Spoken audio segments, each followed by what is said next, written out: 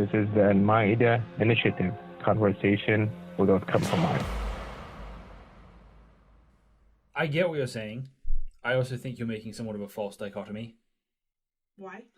Because it actually really depends what you believe Earth is here for, right? If you believe that Earth is just here as a test and real reality comes later, then I'm not talking about you, right? I'm talking about the general religious way to look at things, right?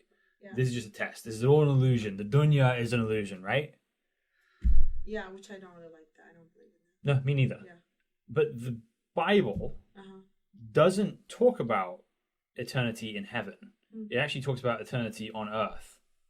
Okay. That God himself cares about physical reality and intends physical reality itself to be eternal. It intends the earth to be eternal and intends for us to live here in our bodies forever, not in some ethereal, otherworldly existence. So if you believe that... But how do we live forever when we grow old and die? Well, that's what the resurrection is about in the Bible. Oh, well, we sort of have that too in Islam. But you do, but it's slightly different. Yeah, but kind of, you see, they're all saying the same thing. They're all saying the same thing, just in a different version. Well, yes and no, right? Because there's a small differences, obviously. There are some differences. You could say they're large. I think they're small. Okay. You can look at the differences as grand, and I think that's where you decide to adhere to a certain faith and call yourself a certain, like you're a Christian, you're this. For me, I see those differences as small. I think I'm always looking at the much bigger picture. So okay, small difference, right?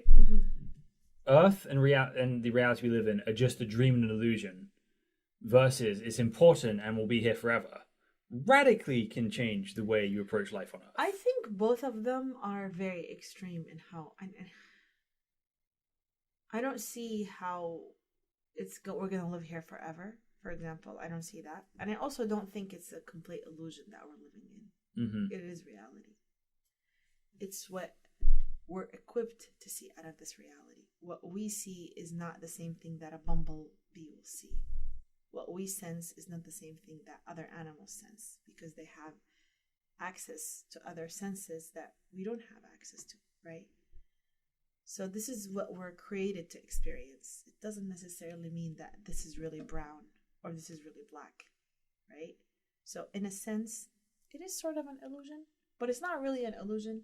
At the same time, I don't know how we're going to be resurrected. Like, that's just, I don't know. I mean, that's part of the reason why I'm not very set hardly on the whole heaven and hell. Like later, I'm not really sure how that's going to work out. I don't know what I believe about this. I still didn't get there. I'm still in the surrendering phase. Let's just get through this. But I mean,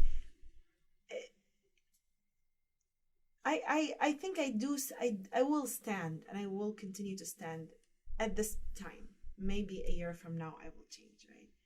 Right now I do stand with the challenge of, if we have a human in the abstract form without the label of religion and God, can human do good?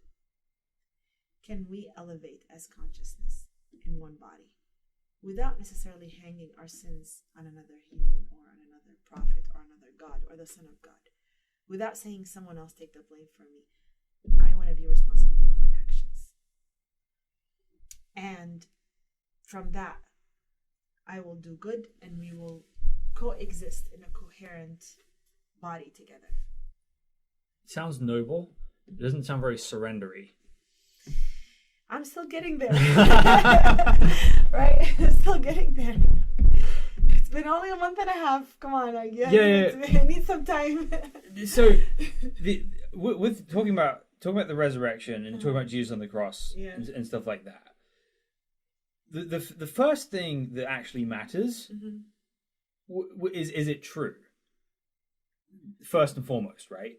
Yeah. Because if God's actual plan was to send his son Jesus as a man, dies of physical, he says, I'm going to die and come back from the dead, and this is the template for what's going to happen for everyone else, then actually does that and is seen by as many people claim to have seen him, right? If that actually happened, that changes like absolutely everything.